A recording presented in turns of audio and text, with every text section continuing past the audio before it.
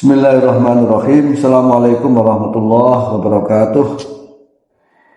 Kaum muslimin dan muslimat yang dirahmati Allah Subhanahu wa taala.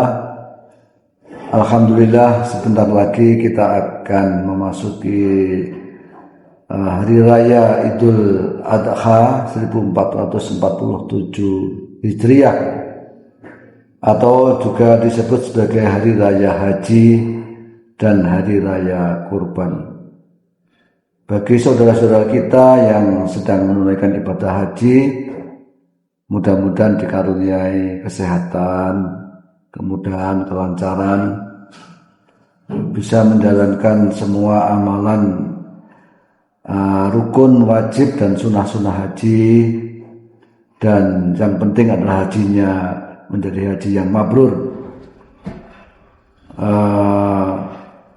Al-hajjul mabrur la salahul jaza'u ilal jannah. Haji yang mabrur itu tidak ada balasan yang pantas baginya kecuali surga. Dan bagi kita yang tidak sedang menunaikan ibadah haji, Allah memerintahkan kepada kita untuk berpuasa pada tanggal 9 Zulhijjah dan melaksanakan sholat Idul Adha di tanah lapang atau di masjid dan melaksanakan penyembelihan hewan kurban. Penyembelihan hewan kurban merupakan salah satu ujian keimanan dan ketakwaan kita kepada Allah Subhanahu wa taala.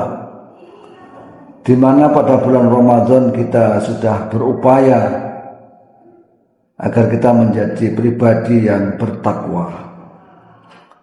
Dan pribadi bertakwa itu diuji seberapa kualitas ketakwaan kita itu, yaitu ketika kita taat di dalam melaksanakan perintah Allah, yaitu untuk melaksanakan penyembelihan hewan kurban. Inna a'tainaka al-kautsar fasholli li rabbika wanhar inna syani'aka wal abtar. Sesungguhnya kami telah memberikanmu kenikmatan yang banyak, maka sholatlah dan sembelihlah hewan kurban. Dan Rasulullah SAW juga bersabda, man lahu sa'atun walam yudakhi wala yakrobanna musallana. Barang siapa yang diberi kesempatan atau keluasan rezeki tapi dia enggan untuk berkorban, maka janganlah mendekati musola kami. Ini artinya Rasulullah mempertanyakan keislaman seseorang apabila dia sudah diberi rezeki tetapi tidak mau berkorban. Para kaum muslimin yang berbahagia, apa sebenarnya makna dari ibadah kurban ini? Maknanya adalah kita dalam rangka mendekatkan diri kepada Allah Subhanahu wa taala, karena kata kurban dari kata qarraba yuqarribu kurbanan, kurban wa kurbanan. Karena itulah maka ibadah kurban itu adalah dalam rangka kita mendekatkan diri kepada Allah Subhanahu wa taala. Artinya kita taat kepadanya, kita mencintai Allah dan Rasulnya. Terutama dalam hal ini adalah kita menghargai perjuangan Nabi kita, Nabi Ibrahim alaihissalam. Kemudian karena maka Allah berfirman, la yanalullahu luhumuha wala dima'uha walakin yanaluhu taqwa minkum. Allah tidak menerima daging maupun darah hewan kurban, tapi yang diterima adalah ketakwaan kita. Karena itulah maka ketika kita berkurban, hendaklah kita berkorban dengan hewan kurban yang terbaik. Kalau kambing yang besar, kalau sapi yang gemuk yang besar. Tapi sekiranya tidak mampu ya tidak apa-apa, di bawahnya. Ibadah kurban juga berarti mengorbankan harta dan jiwa. Jadi harta dan jiwa kita ini perlu ya kita didik supaya harta kita itu menjadi harta yang soleh.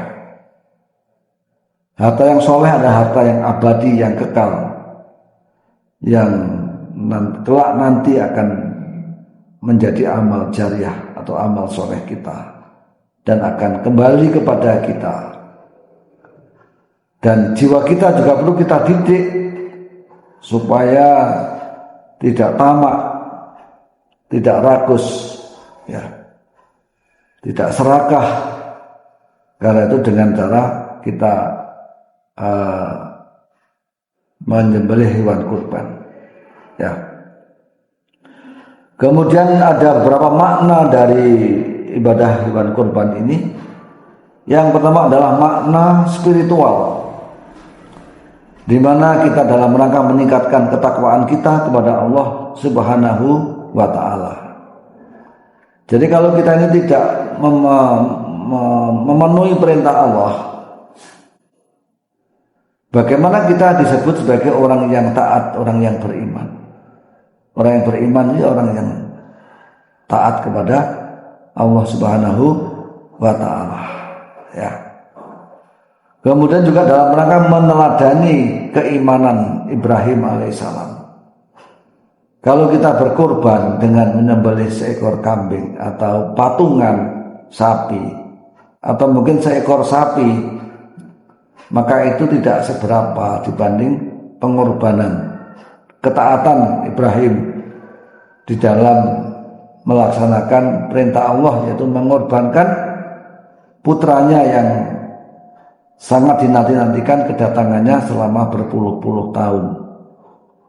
Jadi kita ini tidak seberapa ujian yang Allah berikan kepada kita dibanding dengan ujian yang diberikan kepada Ibrahim. Kemudian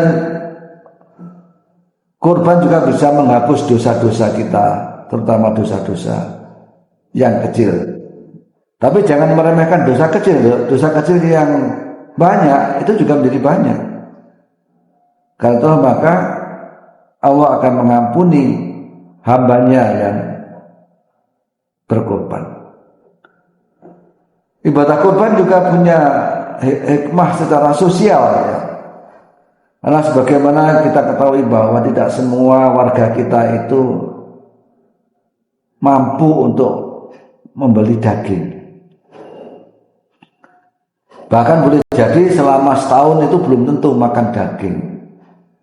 Ya, karena itulah maka penyembelihan hewan kurban ini sangat berarti bagi sebagian masyarakat kita, terutama yang kelas menengah ke bawah. Ya, supaya mereka bisa merasakan kebahagiaan di bulan Idul Adha atau di hari raya Idul Adha ini, ya. Kemudian dengan hewan kurban, penyembelihan hewan kurban juga bisa bermakna menyambung tali silaturahmi, rame-rame melakukan penyembelihan di masjid atau di musola atau dimanapun berada. Ini terjadi silaturahmi, ya.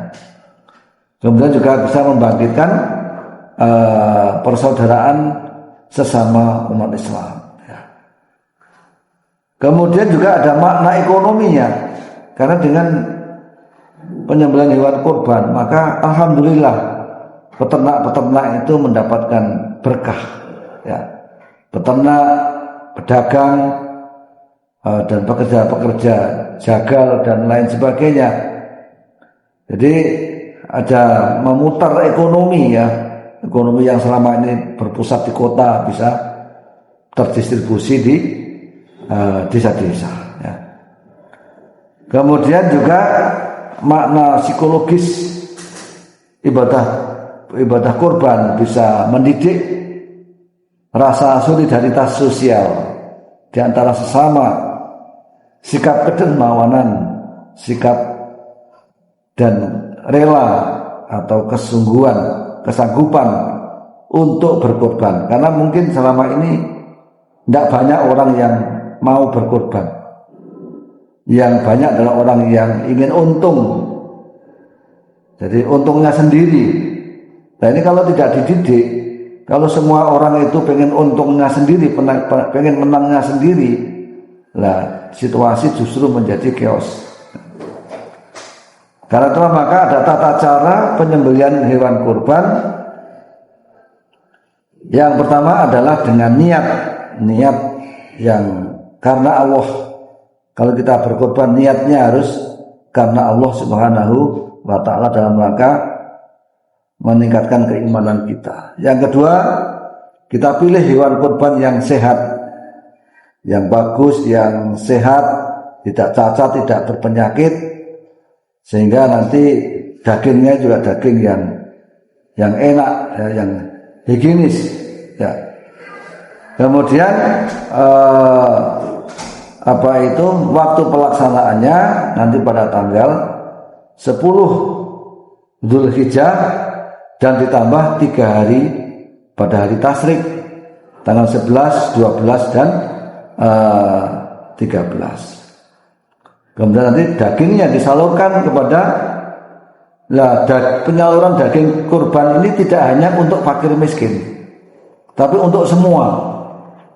Ya, ini kan sebenarnya hari raya kita makan-makan pesta. Jadi penyaluran daging kurban ini tidak sama dengan penyaluran zakat. Kalau zakat atau zakat fitrah atau zakat mal itu kan ada 8 asnaf. Tapi kalau hewan kurban ini ya diberikan merata. Jadi tetangga handai taulan yang dekat masjid atau yang tetangganya diberi, maka dia juga harus diberi. Jangan sampai tetangganya diberi, dia nggak diberi. Karena hewan kurban ini tidak sama dengan zakat yang diperuntukkan untuk fakir miskin, gharim, sabilillah, ibnu sabil dan sebagainya.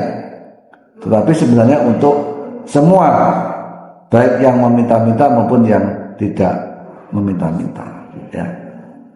Saya kira ini apa yang bisa saya sampaikan, dan mudah-mudahan kita semuanya bisa menyalurkan hewan kurban kita di masjid dan musola-musola atau panitia penyembelihan hewan kurban yang tepat, yang baik dan berpengalaman, ya.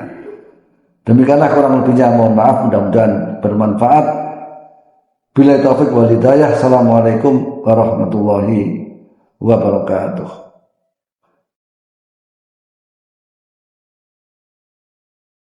Sudah berapa menit?